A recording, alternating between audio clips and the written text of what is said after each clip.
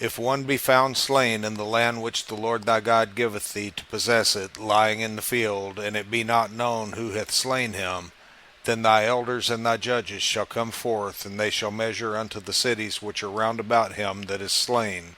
And it shall be that the city which is next unto the slain man, even the elders of that city shall take an heifer, which hath not been wrought with, and which hath not drawn in the yoke, and the elders of that city shall bring down the heifer unto a rough valley, which is neither eared nor sown, and shall strike off the heifer's neck there in the valley.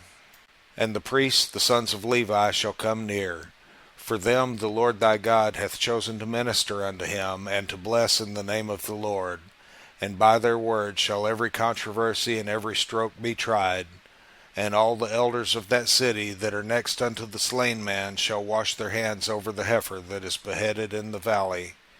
And they shall answer and say, Our hands have not shed this blood, neither have our eyes seen it. Be merciful, O Lord, unto thy people Israel, whom thou hast redeemed, and lay not innocent blood unto thy people of Israel's charge. And the blood shall be forgiven them.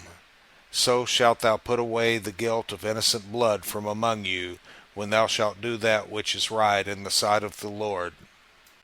When thou goest forth to war against thine enemies, and the Lord thy God hath delivered them into thine hands, and thou hast taken them captive, and seest among the captives a beautiful woman, and hast a desire unto her, that thou wouldest have her to thy wife, then thou shalt bring her home to thine house, and she shall shave her head, and pare her nails, and she shall put the raiment of her captivity from off her, and shall remain in thine house, and bewail her father and her mother a full month. And after that thou shalt go in unto her, and be her husband, and she shall be thy wife. And it shall be, if thou have no delight in her, then thou shalt let her go whither she will, but thou shalt not sell her at all for money. Thou shalt not make merchandise of her, because thou hast humbled her. If a man have two wives, one beloved and another hated, and they have borne him children, both the beloved and the hated, and if the firstborn son be hers that was hated, then it shall be, when he maketh his sons to inherit that which he hath, that he may not make the son of the beloved firstborn before the son of the hated, which is indeed the firstborn. But he shall acknowledge the son of the hated for the firstborn, by giving him a double portion of all that he hath, for he is the beginning of his strength. The right of the firstborn is his.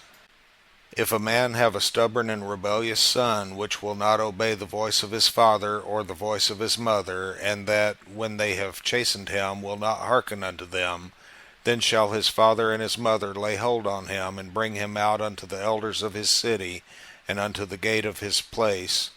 And they shall say unto the elders of his city, This our son is stubborn and rebellious, he will not obey our voice, he is a glutton and a drunkard. And all the men of his city shall stone him with stones, that he die. So shalt thou put evil away from among you, and all Israel shall hear and fear. And if a man have committed a sin worthy of death, and he be to be put to death, and thou hang him on a tree, his body shall not remain all night upon the tree, but thou shalt in any wise bury him that day, for he that is hanged is accursed of God, that thy land be not defiled, which the Lord thy God giveth thee for an inheritance.